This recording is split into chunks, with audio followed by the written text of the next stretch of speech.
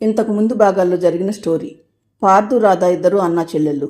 తమ పెళ్లిళ్ళు అయిన తర్వాత కూడా ఒకే చోట కలిసి ఉందామనుకున్న తోబుట్టువులిద్దరూ అందుకు రఘు అనే కోడిపుంజును తమ ఇంటికి ఇల్లరకం రావటానికి ఒప్పించి రఘుకు తెలిసిన ఉష అనే అమ్మాయిని పార్థు పెళ్లి చేసుకుంటాడు. తరువాత వాళ్ళు నలుగురు కలిసి సంతోషంగా జీవిస్తూ ఉంటారు. కానీ పార్థు మేనమామ కూతురైన గీత పార్థును ప్రేమించి పార్థు తనను నిరాకరించి ఉషను పెళ్లి చేసుకోవడంతో పార్థు మీద పార్థుకు వంత పాడిన రాధ మీద పగ పెంచుకుంటుంది.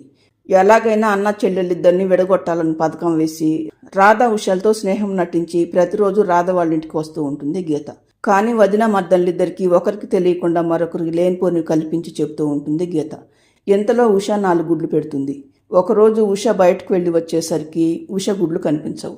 అందరూ కంగారు పడుతూ ఉండగా ఒక కాకి ఉషగుడ్లను తీసుకొచ్చి రాధే ఉషగుడ్లను తనకు అప్పగించి వాటిని తినమని చెప్పిందని, కానీ 2 పిల్లల తల్లైన తనకు వాటిని తినటానికి మనసు ఒప్పుకోలేదని చెప్పి గుడ్లను ఉష వాళ్ళకు అప్పగించి వెళ్లిపోతుంది కాకి. దాంతో ఉష రాధను బాగా తిడుతుంది. పార్థు కూడా తన చెల్లెల్ని అనుమానించడంతో తన అన్న తనను అనుమానించడం తట్టుకోలేని రాధ భర్త రఘుతో కలిసి ఇంట్లో నుండి బయటకు వచ్చేస్తుంది. ఇక తరువాత ఏం జరుగుతుందో చూడండి. తన భర్తతో పాటు ఇల్లు విడిచి వచ్చిన రాధ, మీకు ఒక చిన్న ఇల్లు ఉంది కదండి, ఇక నుండి మనిద్దరం అక్కడే ఉందాం పదండి, మనకున్న పొలాన్ని ఇద్దరం కలిసి కష్టపడి సాగు చేసుకుంటూ ఉన్న దాంట్లో ప్రశాంతంగా బ్రతుకుదాం అంటుంది రాధ.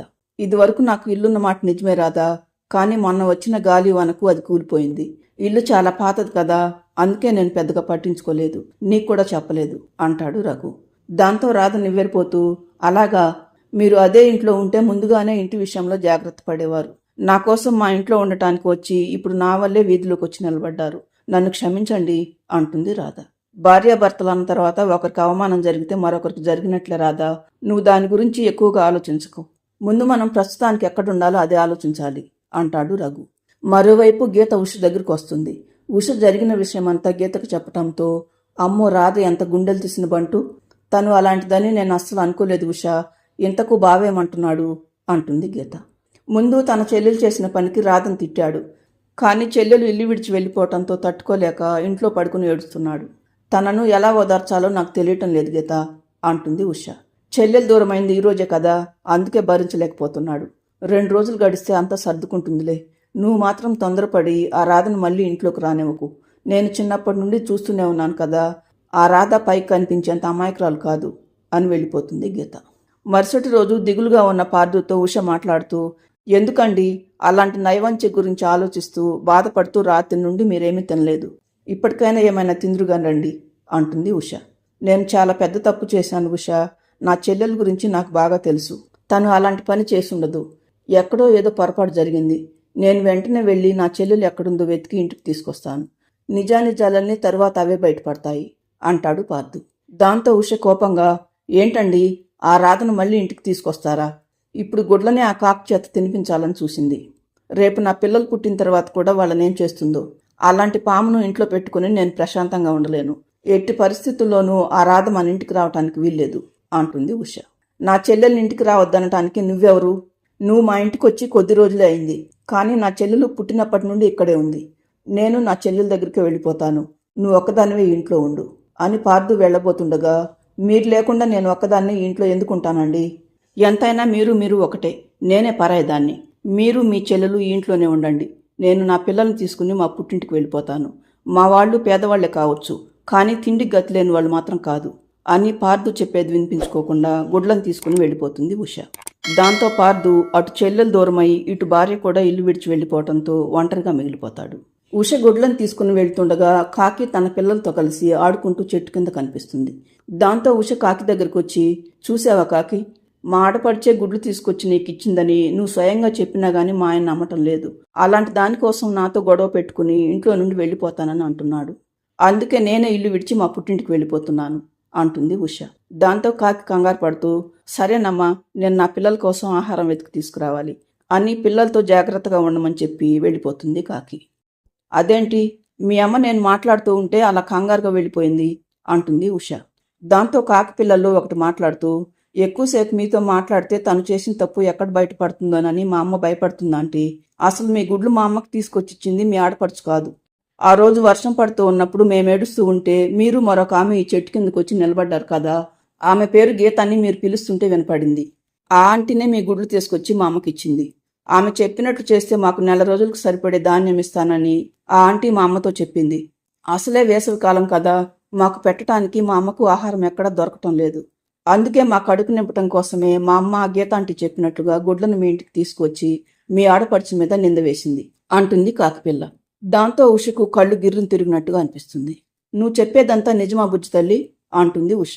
అవునా ఆంటీ, నిన్న మీ ఆడపడుచు ఆమె భర్త కూడా ఈ చెట్టు కింద సాయంత్రం వరకు ఉన్నారు. పాపం వాళ్ల పాతిల్లు కూలిపోయిందట కదా, ఎక్కడికి వెళ్లాలో తెలియక వాళ్ళు మళ్ళీ ఇల్లు కట్టుకునే వరకు గుళ్ళో తలదాచుకుందామని వాళ్ళు మాట్లాడుకుంటుంటే విన్నాం. అప్పుడే వాళ్లకు నిజం చెప్పాలని అనిపించింది. కానీ మా అమ్మకు భయపడి నోరు విప్పలేదు. ఇప్పుడు మా అమ్మ లేదు కదా, అందుకే చెప్తున్నాను అంటుంది కాకిపిల్ల. మా అక్క చెప్పేదంతా నిజమా ఆంటీ అంటుంది మరొక కాకిపిల్ల. దాంతో ఉష మాట్లాడుతూ, మీదంత మంచి మనసమ్మా, మీలాంటి పిల్లలు ఉన్నందుకు మీ అమ్మ చాలా అదృష్టవంతురాలు. మీ అమ్మ చేసింది తప్పే, మీ ఆకలి తీర్చడం కోసం అబద్ధం చెప్పింది. కానీ ఆ అబద్ధం వల్ల చిన్నప్పటి నుండి కలిసి పెరిగిన అన్నా చెల్లెలిద్దరూ విడిపోయారు. మీ అమ్మ వల్ల జరిగిన తప్పును మీరు సరిదిద్దారు పిల్లలు. ఇక మీరు పెద్దయ్యే వరకు ఆహారం కోసం ఇబ్బంది పడకుండా నేను చూస్తాను. సరే పిల్లలు, ఇక నేను వెళ్తున్నాను అంటూ అక్కడి నుండి బయలుదేరుతుంది ఉష. మరోవైపు నిన్న చెల్లెలు ఈరోజు భార్య దూరం అవటంతో మతిలేని వాళ్ళలాగా ఉండిపోతాడు పార్థు. ముందు రాధ వాళ్ళు ఎక్కడున్నారో వెతకాలి, ఉష సంగతి తర్వాత చూద్దాం అని పార్థు అనుకుంటూ ఉండగా అక్కడికి వస్తుంది గీత. రావటంతోనే పార్థుతో మాట్లాడుతూ, ఏంటి బావా, ఉష గుడ్లను తీసుకుని వెళ్ళిపోయిందని విన్నాను. అయినా రాధ మీద అలాంటి అభాండం వేయటం ఉష చేసిన పెద్ద తప్పు బావా. మీ అనుబంధం గురించి ఆ ఉషకేం తెలుస్తుంది బావా. నువ్వు రాధ పెద్ద మనసు చేసుకుని కూటికి కూడా గతిలేని ఆ ఉషను ఇంటికి మహారాణించేశారు. కానీ ఆ ఉష కొంచెం కూడా విశ్వాసం లేకుండా ఎవరో చెప్పింది నమ్మి రాధ మీద నింద మోపి రాధను నీకు దూరం చేసింది. ఇప్పుడేమో తలపొగరతో తను కూడా వెళ్ళిపోయింది. చూసావా బావా, ముక్కు ముఖం తెలియని వాళ్ళని పెళ్లి చేసుకుంటే ఎన్ని అనర్థాలు జరుగుతాయో. అదే నా ప్రేమను అర్థం చేసుకుని నన్ను పెళ్లి చేసుకుని ఉంటే ఇప్పుడు ఇవన్నీ జరిగేవా అని గీత అంటుండగానే ఉష రాధా రఘుల్ని వెంట పెట్టుకుని అక్కడికి వస్తుంది. రాగానే గీతతో మాట్లాడుతూ, నువ్వు రోజుకొకసారి ఇంటికి వస్తుంటేనే ఇంత కథ నడిపించావు. ఇక శాశ్వతంగా ఈ ఇంటికి కోడలుగా వస్తే ఈ కుటుంబాన్ని ఎప్పుడో ముక్కలు చేసేదానివి అంటుంది ఉష. మీ వదిన మద్దల మధ్య గొడవ జరిగితే మధ్యలో నేనేం చేశాను ఉష అని గీత అనటంతో, ఏం చేసావా, కాకిని పిలిపించమంటావా గీత, ఇంకా సిగ్గు లేకుండా మాట్లాడుతున్నావు అని ఉష పార్థుతో మాట్లాడుతూ, మీ మావయ్య కూతురే కాదని ఈ గీతను ఇంటికి రానిస్తే ఎంత పని చేసిందో చూశారండి. మన గుడ్లను తనే తీసుకువెళ్ళి ఆ కాకికిచ్చి ఆ నిందను రాధ మీదకి నెట్టమని ఆ కాకి చెప్పిందట. మళ్ళీ ఏమీ తెలియనట్టే మన ముందు నాటకం ఆడింది. మన అదృష్టం బాగుండి ఈ గీత ఆడిన నాటకం బయటపడిందండి. అందుకే నిన్నటి నుండి గుళ్ళో తలదాచుకుంటున్న రాధ దగ్గరికి వెళ్ళి తన కాళ్ల మీద పడి క్షమాపణ చెప్పి బ్రతిమాలి ఇంటికి తీసుకొచ్చాను అంటుంది ఉష. దాంతో పార్థు గీత వైపు అసహ్యంగా చూస్తూ, నువ్విలాంటి దానివని మాకు ముందే తెలిసే నేను నా చెల్లెలు ఈ ఇంటికి నిన్ను కోడలుగా రానివ్వలేదు. కానీ అది మనసులో పెట్టుకుని ఇంత కుట్ర చేస్తావా? నీ ముఖం చూడాలంటేనే కంపరంగా ఉంది. పద మీ నాన్న దగ్గరికి వెళ్ళి నీ సంగతి తెలుస్తాను అంటాడు పార్థు. దాంతో గీత భయంతో వణికిపోతూ, నేను తప్పు చేశాను బావా, దానికి మీ ముగ్గురు ఏ శిక్ష వేసినా నేను భరిస్తాను. దయచేసి మా నాన్నకు మాత్రం ఈ విషయం చెప్పొద్దు. ఎందుకంటే ఆయన ఇలాంటి పనులు చేశానంటే నన్ను బ్రతకనివ్వడు, చంపేస్తాడు. ఇక నుండి నేను మీ ఇంటి వైపు కూడా కన్నెత్తి చూడను. అసలు ఈ ఊర్లోనే ఉండను. మా నాన్న చూసిన వాడిని పెళ్లి చేసుకుని ఈ ఊరు నుండి వెళ్ళిపోతాను.